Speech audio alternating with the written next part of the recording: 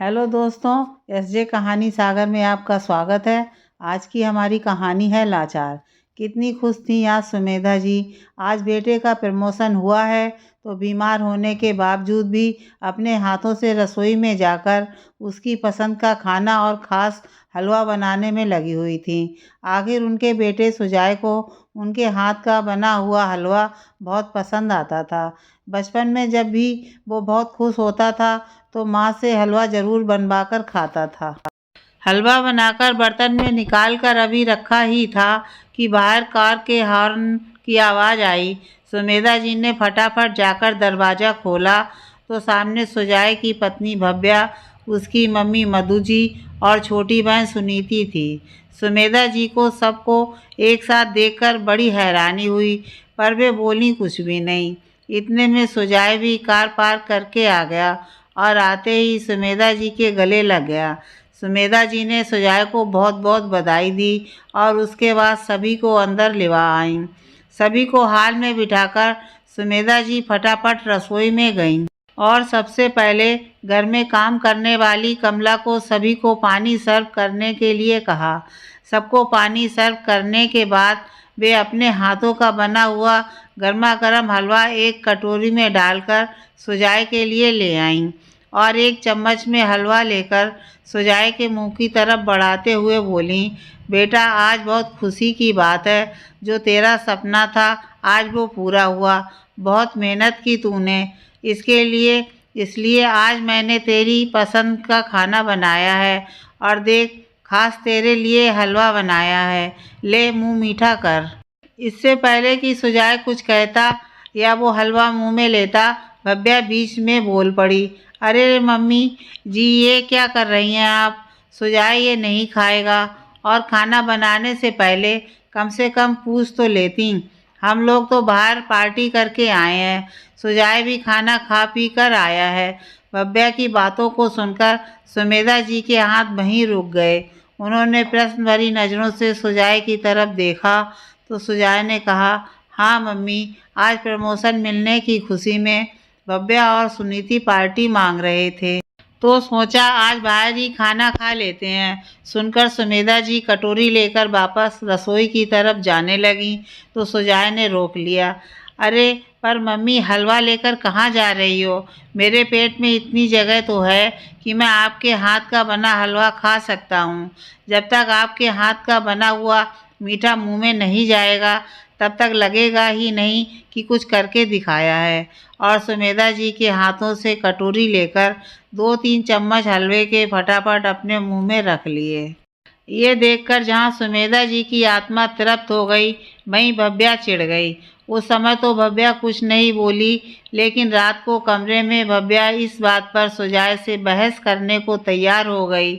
जब आते समय सुनीति ने आपसे कहा कि चलिए जीजा जी गोलगप्पे खाते हुए चलते हैं, तो आपने क्या कहा कि मेरे पेट में बिल्कुल जगह नहीं है, लेकिन यहाँ अपनी माँ के हाथों का बना हुआ हलवा खाने के लिए पेट में जगह बन गई। यही कदर है मेरे परिवार की। भव्या की बात सुनकर सुजय को भी गुस्सा आ गया तो उसने कहा, मैं तुम्हारे परिवार के साथ ही पार्टी करने गया था, जबकि मेरी माँ घर पर ही थी। तब तुम्हें इसका ख्याल नहीं आया था? माँ ने बीमार होते हुए भी मेरे लिए हलवा बनाया, ये नहीं दिख रहा? सिर्फ 2-3 चम्मच हलवे के खा लिए तो उसमें क्या गलत कर दिया? माँ तो खुश हो गई ना। अच्छा तुम्हारी माँ की फिक्र है, लेकिन मेरी बहन की इमोशंस की कोई फिक्र नहीं। अरे इतना तो तुम्हारी माँ को सोचना चाहिए था कि इकलौते बेटे बहू हैं तो उन्हीं की खुशी में खुश हो लें, लेकिन नहीं, बीच बीच में अपनी टांग जरूर अड़ाती हैं।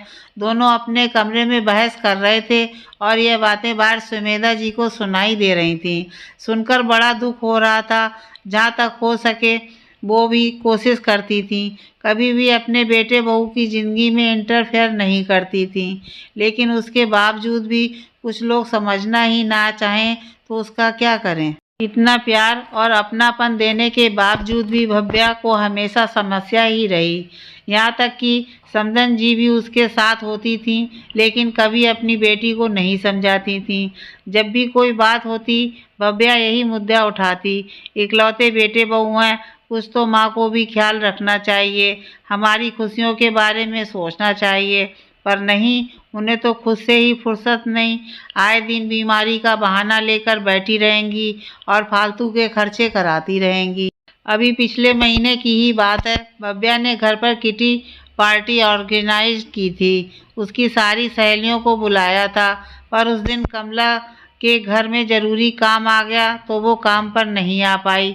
बस फिर क्या था, भव्या ने सुमेधा जी को काम करने के लिए कह दिया। 2-3 लोगों का खाना बनाना अलग बात है, लेकिन इतने लोगों का नाश्ता आखिर उनसे कैसे बनता। इसलिए उन्होंने कह दिया, बहू नाश्ता बाहर से मंगवा लो, क्यों बेवजह परेशान होती हो। उनकी बात सुनकर भव्या बोली, अरे मम्मी जी, मैं आपकी इकलौती बहू हूँ, क्या आप मेरी खुशी के लिए इतना भी नहीं कर सकती। आपके इकलौते बेटे की पत्नी की खुशी आपके लिए कोई मायने नहीं रखती। मेरी सहेलियाँ क्या बाहर का खाएंगी। नहीं नहीं, आपको तो खाना बनाना ही पड़ेगा। देख बहू, अभी मैं हाँ कर दूँ और फिर बीच में ही सब कुछ छोड़ दूँ। इससे अच्छा है कि तू या तो बाहर तेरी किटी ऑर्गेनाइज कर ले या फिर किसी महाराज को कहकर घर में खाना बनवा ले। इतने लोगों का खाना तो मुझसे नहीं बन पाएगा। जब सुमेधा जी ने साफ साफ शब्दों में कहा, तब भी भव्या बहुत नाराज हुई थी। हालांकि उसने अपनी किटी बाहर रेस्टोरेंट में ऑर्गेनाइज कर ली थी, पर 3 दिन तक सुमेधा जी से बात तक नहीं की। कुछ दिन बाद भव्या की किसी सहेली की शादी थी। उस दिन सुमेधा जी की तबीयत सुबह से ही थोड़ी खराब थी। जब शाम को सुजय घर आया तो भव्या शादी में जाने को तैयार थी। तो सुजय ने कहा, अरे पर माँ की तबीयत खराब है, ऐसे में हम कैसे जा सकते हैं। भव्या जानबूझकर सुमेधा जी को सुनाते हुए बोली, अरे थोड़ी बहुत तबीयत खराब है, अभी फ़िलहाल तो सब ठीक लग रहा है, और वैसे भी कमला घर पर ही है। भला माँ जी अपने इकलौते बेटे बहू को क्यों रोकेंगी। आखिर उनकी इकलौती बहू की खुशी की बात जो है। आखिर सुमेधा जी क्या करती। उन्होंने सुजय को जाने के लिए कह दिया। भव्या और सुजय शादी में रवाना हो गए। वो लोग शादी में अभी पहुँचे ही थे कि आधे घंटे बाद ही घर से कमला का फ़ोन आ गया कि सुमेधा जी की तबीयत बहुत ज़्यादा बिगड़ गई है। फ़ोन रखकर सुजय फटाफट भव्या के पास गया और बोला, हमें अभी इसी समय घर से निकलना होगा, माँ की तबीयत बहुत ज़्यादा बिगड़ गई है। सुनकर भव्या का मुंह बन गया, लेकिन बोल भी क्या सकती थी, इसलिए सुजय के साथ घर रवाना हो गई। घर आकर देखा तो सुमेधा जी अपने कमरे में निढाल सी पड़ी हुई थी। सुजय उन्हें लेकर फटाफट हॉस्पिटल गया तो पता चला उनका बीपी लो हो गया था। जब बीपी नॉर्मल हो गया तो 2 घंटे बाद हॉस्पिटल से डिस्चार्ज कर दिया गया। सुमेधा जी अब पहले से थोड़ी बेहतर थीं। सुजय सहारा देकर कमरे में लाया और लेटा दिया। इधर भव्या भरी बैठी थी। उसे तो ऐसा लग रहा था जैसे सुमेधा जी नाटक कर रही हैं। भला 2 घंटे में ही कैसे तबीयत ठीक हो गई। अब वो इस बात का आर या पार का फैसला चाहती थी, पर सुजय के सामने नहीं। दूसरे दिन भी उसे सुबह से इसी बात का इंतजार था कि कब सुजय जाए और कब वो सुमेधा जी को 2 बातें सुनाए। जब सुजय चला गया तो उसने यह भी ना देखा कि वो ऑफिस गया है या आसपास ही है। सीधे सुमेधा जी के कमरे में जाकर चिल्लाना शुरू कर दिया, आपको शर्म नहीं आती। आपसे अपने इकलौते बेटे बहू की खुशियाँ भी नहीं देखी जाती। शादी में पहुँचे नहीं कि आपने कॉल करवा दिया। और ऐसी कौन सी तबीयत खराब हो रही थी जो 2 घंटे में ठीक हो गई है। इससे अच्छा तो 2 घंटे इंतज़ार ही कर लेती। 2 घंटे बाद घर आ ही जाते ना हम लोग, फिर आराम से निढाल होकर पड़ जाती।